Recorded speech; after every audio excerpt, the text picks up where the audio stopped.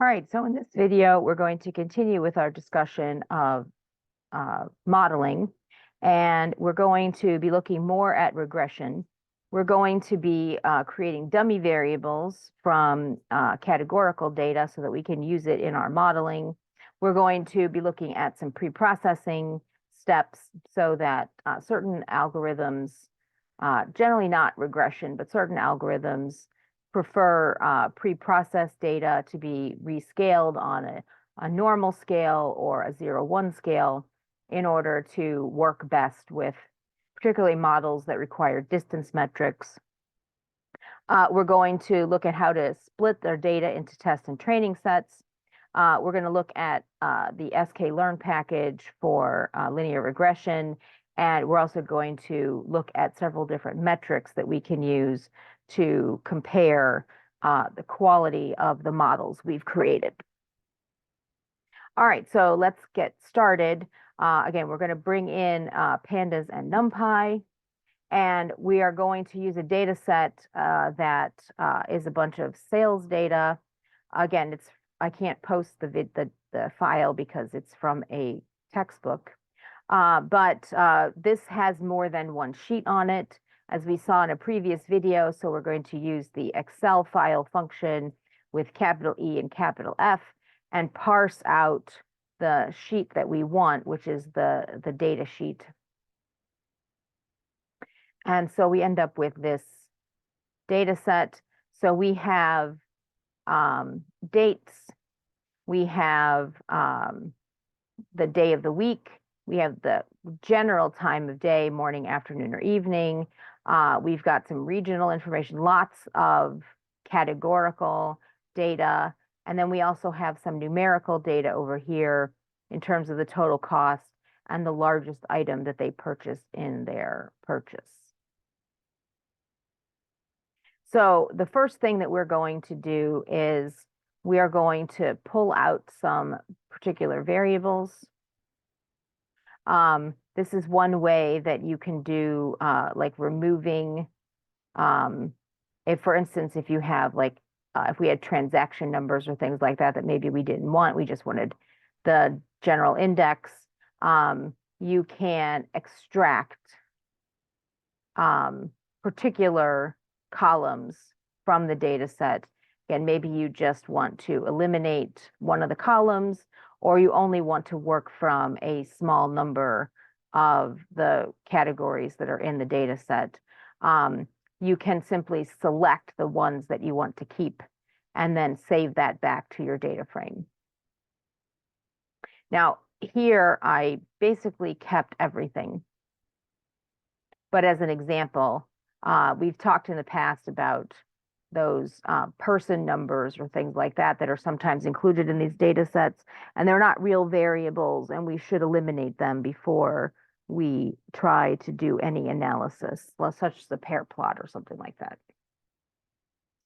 Now we want to look at the types that the data came in and make sure that it all sort of makes sense. So we see here we have money amounts are given as floats because they have decimal places. Items ordered is an integer. Objects are what pandas thinks of as strings, string objects. And then the first column actually did successfully come in as a date time. Again, there are different ways the date time object can be coded.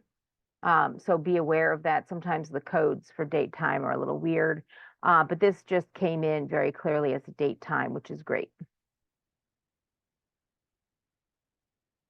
If you just do the date time column, the date column itself, you get this weird, again, sometimes the codes for date times are a little odd. This is in fact a date time code. Even though it doesn't look like it means anything at all, but that is in fact what that is a reference to. So it came in as the right code type. Pandas is generally pretty good with this, but although sometimes there can be some mistakes made. If there's a little typo or something, then sometimes your date time objects might come in as strings or something like that, and you may have to convert them if you want to use them for anything. Now we're going to use this dummies variable function, and we are going to convert our day variable into a dummy variable that indicates whether a purchase was placed on Sunday, Monday, Tuesday, etc., as a binary variable. So if the purchase was on Sunday, then we'll have a column day of the week for Sunday that will be labeled as 1 if there's a Sunday, if this purchase was placed on Sunday, and 0 otherwise. And then we'll have similar columns for Monday, Tuesday, Wednesday, etc. And so we're using this function in pandas called getDummies in order to do that. Now, I haven't added this to the data set because I want us to look at it a little bit. Your prefix, you can call it whatever you want. Some people will just put underscores or something because they don't really care. But I was trying to be a little bit careful. And so you can see like Friday, if there is a Friday in the data set, then it gets coded as a 1 or 0 otherwise. We don't have any in this column. In this data set, we have Sundays and Saturdays apparently at the top and the bottom. And this will add 7 variables, 1 for each day of the week. Now, the issue is when you code up dummy variables like this, you don't actually need 1 for every day of the week. You need 1 for 6 days of the week. And then the 7th day of the week is just whatever, if it's all the other ones are 0. So there is a function, an attribute inside of this process called drop first. And if you set that to true, then it's going to drop one of the columns and just have 6 columns when there were 7 possible values. So 1 less than the total number of possible values. Now, in pandas, this does work a little funky to me because the one that gets dropped is alphabetically the first. So compared to before, we had a Friday, and now we don't have a Friday. So these are all alphabetical. And so when you say drop first equals true, it drops the alphabetically first one. So Friday is our default purchase day based on this. And all the other days are going to then be the interpretation we would give for the coefficients if we build a model on this would be the difference between Friday purchases and other days of the week. So sometimes it may be easier to do these manually, to do these replacements manually, rather than use the get dummies, but it is definitely going to be something that you want to be aware of, how these get dummies functions works, especially if you have a lot of them that you need to impute. You definitely want to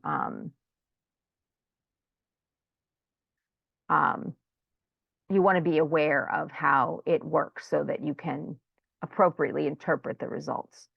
Now, now that we've got our 6 variables, I'm going to add those into my data set. So I'm going to use my concat function that we looked at before. My dummies, my days of the week, drop first equals true, axis equals 1, so it's going to tack it on to the right end of the data set. And then I am also going to essentially drop the day column because I have these other 6 columns that are now giving me that same day of the week information. And because it's a categorical variable, I'm not going to be able to use it in regression anyway.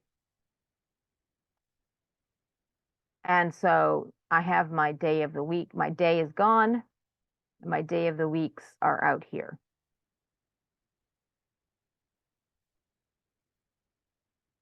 Now, again, if I'm trying to build a regression model on this categorical data in order to predict, say, the total cost or the cost of the high item, then I'm going to need to do this for all of my variables. So the time of day, the region, the card type, the gender, and the by category. And so essentially I've set this up to do exactly that. I'm going to use my get dummies on time. I'm going to have my time of day prefix, drop first equals true. This is going to drop afternoon because I have afternoon, morning, and evening, and afternoon is alphabetically first. I've got my, and then, concat on the end and then drop the original variable. When I do region, alphabetically first is actually the Midwest.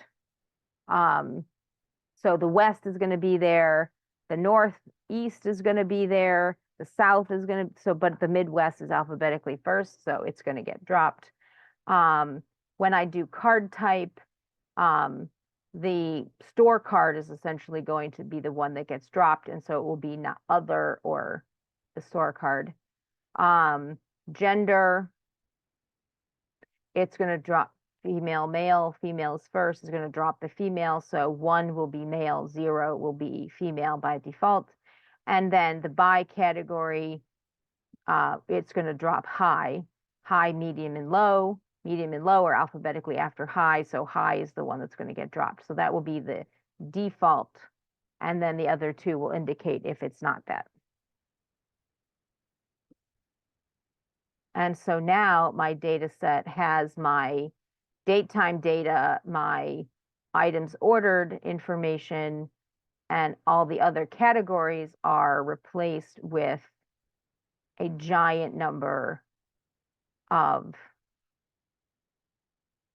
0, 1 dummy variables.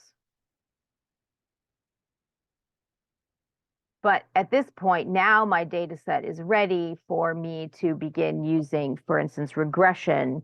I can use 0, 1 dummy variables in regression, and I can't use like morning as a variable in my regression, but I can use 0, 1 in regression. So now I could attempt to maybe predict some of these numerical values.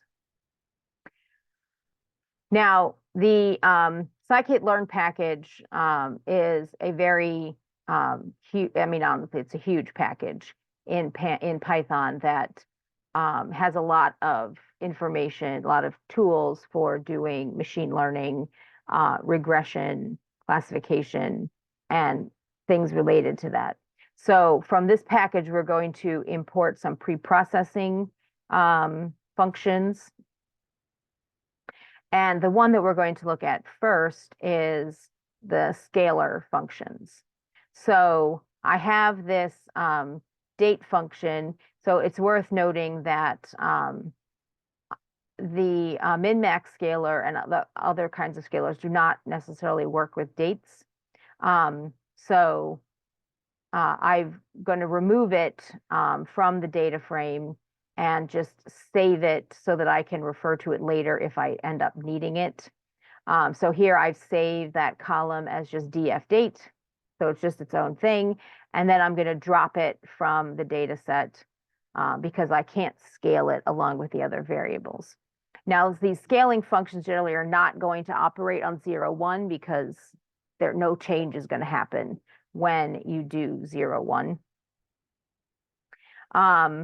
But the other variables can be rescaled.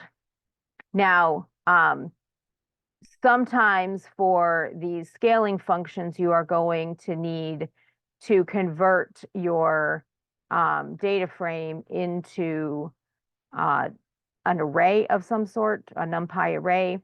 So you can extract from the data frame the values and turn it into another object. And then we're going to pull in the preprocessing min-max scanner, so scalar. So you should look at the documentation for the other kinds of scalars that are available. But these scikit-learn in particular prefers to operate on arrays rather than data frames. And I find sometimes that can be messy and not a lot of fun to work with because you're doing all these conversions. You're not working with it in its native format. So the converting to and from an array to a data frame is not built into these functions. But it is what it is. And so we're going to pull in this min-max scalar, and then we are going to scale this the values of our data frame, again, in this form of a NumPy array. So min-max scalar dot fit transform on this set of data frame values. We're going to save it as a new array, and then we are going to convert that array back to a data frame. And then we're going to look at it. Now, this process is going to lose the name of the columns when you convert to an array and then convert it back to a data frame. So again, one of the downsides, keep track of how your columns were named, because you will have to fill them in again if you want to continue using it as a data frame. Now, it does not modify, I will note, the order of the columns. So this is still the count of things sold, but rescaled. The minimum is now 0, the maximum is now 1. So that's why the 0, 1s aren't altered.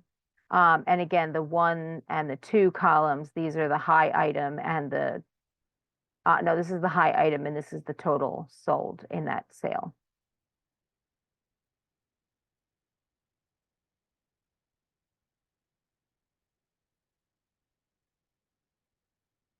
Now, to use a data set that we have used before, I'm going to read in the employee data set, and I am going to rescale that data as another example.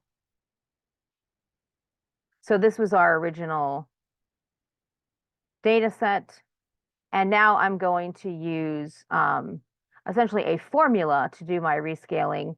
My rescaling I can actually do manually if I want to preserve the original information and actually operate it in a data frame. So here I'm going to call the column, just rescale the age column. I'm going to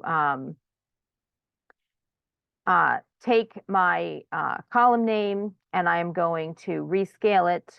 The value in the column minus the column mean divided by the column standard deviation. And then what is the results going to look like? So I put it back into the age variable. And so now my age variable has been rescaled as a standard score. Now, scikit-learn, of course, does have a normal scaling function besides the min-max function. So again, look at the documentation for how to do this how to do this in scikit-learn. But of course, you will run into the similar problem that we ran into here, is that you lose all the names of all the columns. If you do it manually like this, then you can do it in the data frame and not have to worry about losing those column names. And the other advantage, of course, is that when you use the min-max scalar on an array like that, it'll rescale all the columns in the same way. If you want to rescale different columns in slightly different ways, then you can do that by doing it manually rather than doing it column by column, than doing the whole data frame. And so similarly, we can do the same thing with the salary by just changing that column reference to annual salary. And so now our salary is converted to a standard score. Now, the max scaled process, this is going to convert your minimum to -1 and your maximum to 1. And so this is going to take the max of your column and it's going to divide it by the absolute value.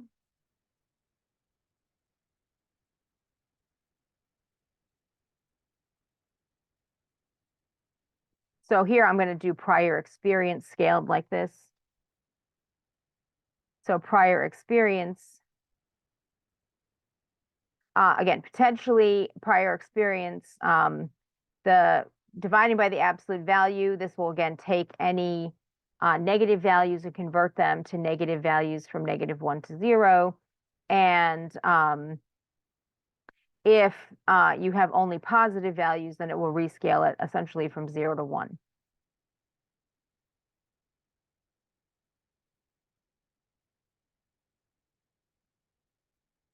So this is again, we're not finished rescaling this, but this is an example of how you can rescale your data so that it conforms to whatever requirements are necessary for the model that you're using. We'll see in a future discussion, typically classification models that use distance metrics are the ones that are most in need of rescaling, and different ones prefer different rescaling properties. Support vector machines tend to prefer -1 to 1. Distance metrics in general, like KNN or K-means, generally work better on something like 0-1 scaling or normal distribution scaling. So the kind of scaling you use can affect the outcome of the results. Now, what we're going to do next is we're going to split our data into test and training sets. The reason that we do this is to validate our models before we fully apply the model to all of the data. By splitting out a little bit of the data, typically we take 80% for our training set and the remaining 20% for our test set.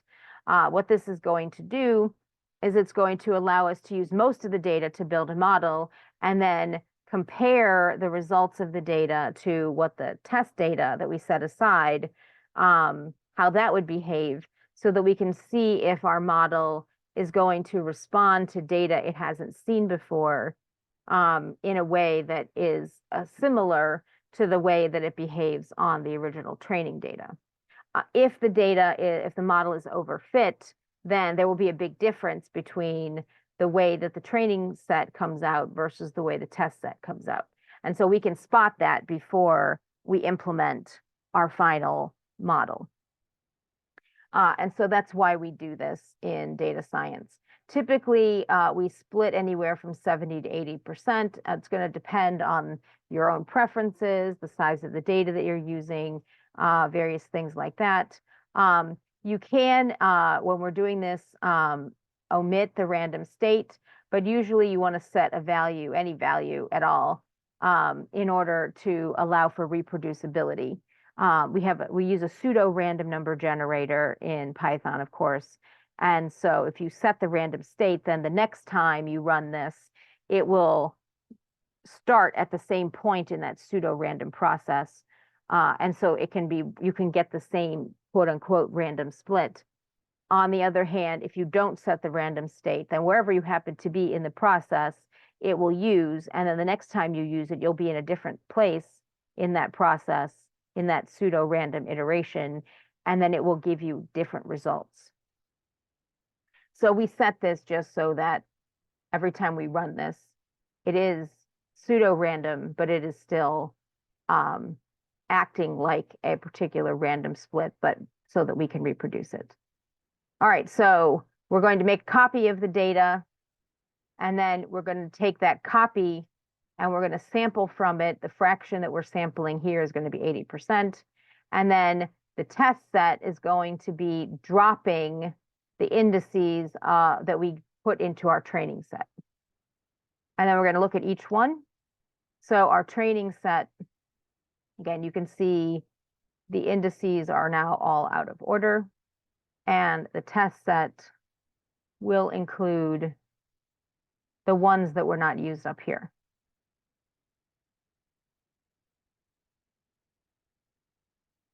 Now, we want to predict the annual salary from this data. So I'm going to use this pop function. You can use this pop function by itself to simply remove a single column from the data set. It's very useful for like removing those person codes, for instance.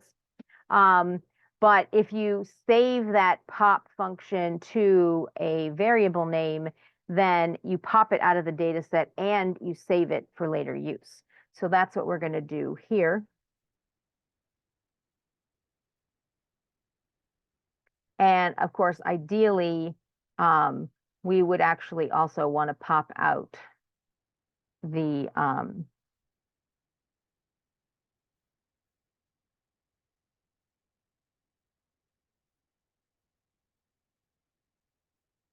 employee number, I believe.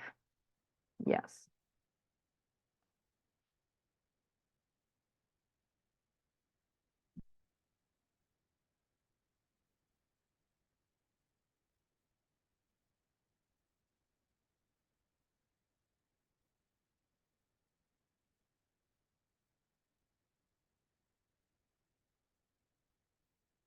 So it's printed out the values that it popped out.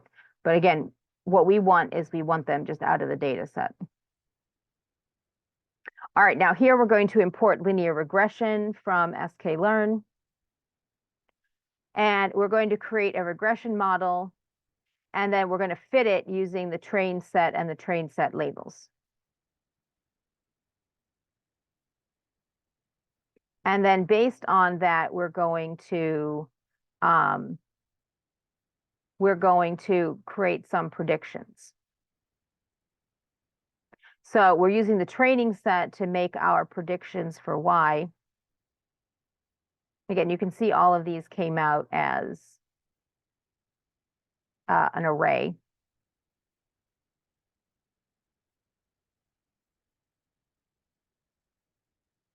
Now, there's a package in scikit-learn which also includes metrics. So we're going to import some metrics. And we're going to look at, for instance, the regressor coefficients to see what those look like. And again, I've pulled out the employee variable because that's not a good variable to use. If you leave it in the data set, it will use that as a regressor, which we don't want. So again, we don't have the intercept. It didn't point that out to us. But these are the coefficients for all of the other variables. This suggests that there is a decline when you switch from gender 0 to gender 1 in the annual salary. Age goes down by $92 per year. Your salary goes up based on your additional education and so forth.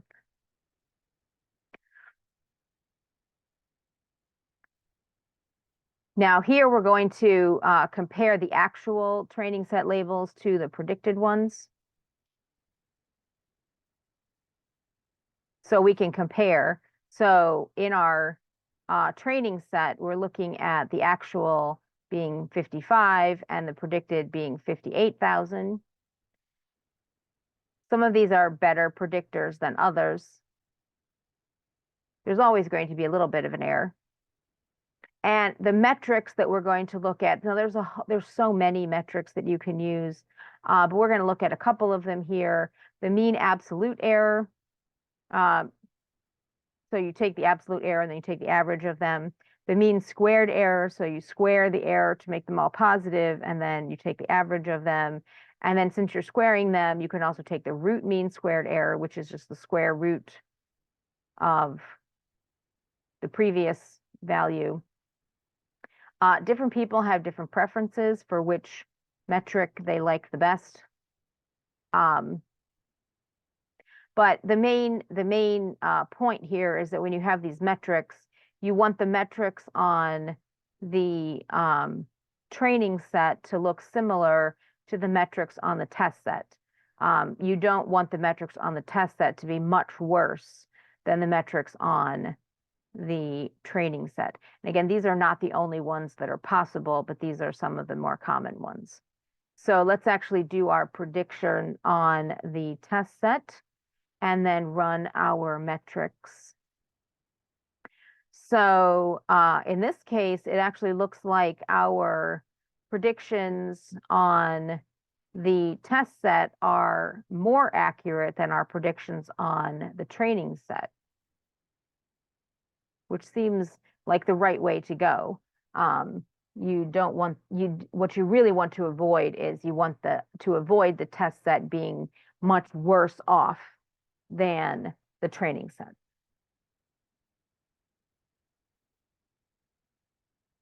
And of course, once you are done validating your model, when you finally complete your model and you are ready to present it to others, those final coefficients would need to be updated because you would want to run the model on the entire data set and not just the 80% that you built, that you were using to test the quality of the model.